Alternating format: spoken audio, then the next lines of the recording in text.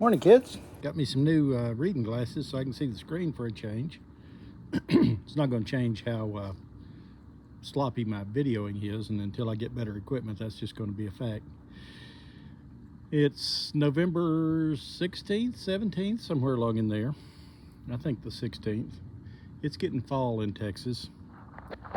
Leaves everywhere. That's a pile that I've piled up. This is from my neighbor's tree. I get leaves and I get shade. This is my, whatever these are called, I can never think of the name of them. They've dropped probably half their leaves. Now let's get on with what y'all are really interested in, dogs and memories. What up, Copper? What up, Clementine? This little clip right here, that's so that Clementine can't flip this gate up and get out. They are all really good at waiting patiently for me. None of them try to get out.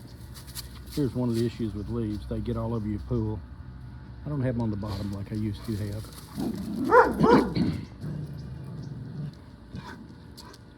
What's the matter, buddy? Trying to play and she don't want to play?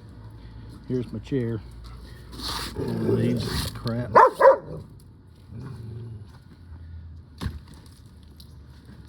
For those who get anxious because Copper's barking, he just plays loud. All right, I'm back.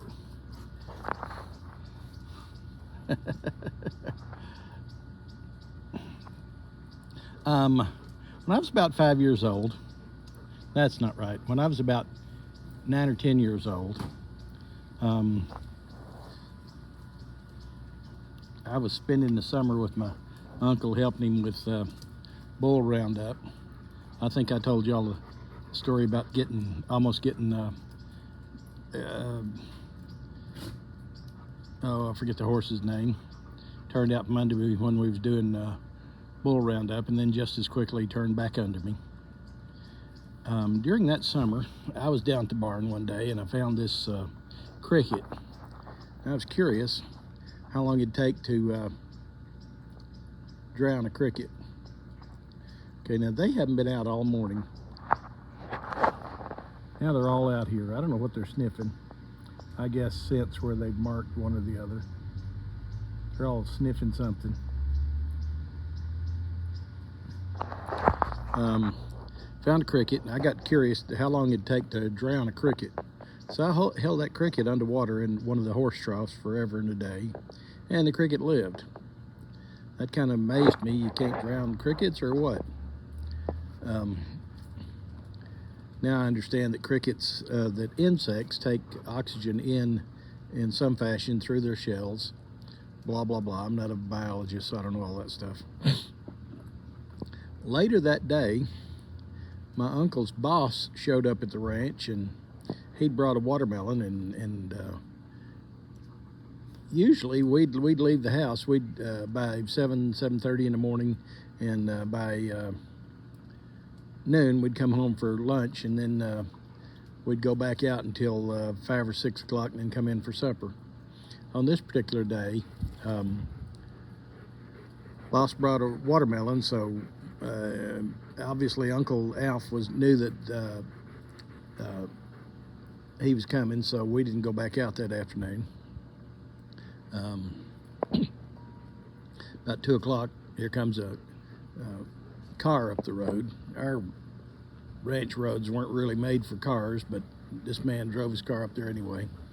And got out with his watermelon. We went into the house, cut the watermelon, and I observed, as we're sitting there and they're talking, I want to be a part of the conversation, so I observed that if you hold a bug underwater, it takes it a long, long time to drown, and I don't know how long it takes because I didn't have that much patience.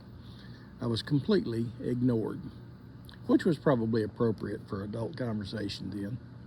They're trying to talk ranch business, and I'm bringing in drowning the bug. Now, anyway, I got zero attention.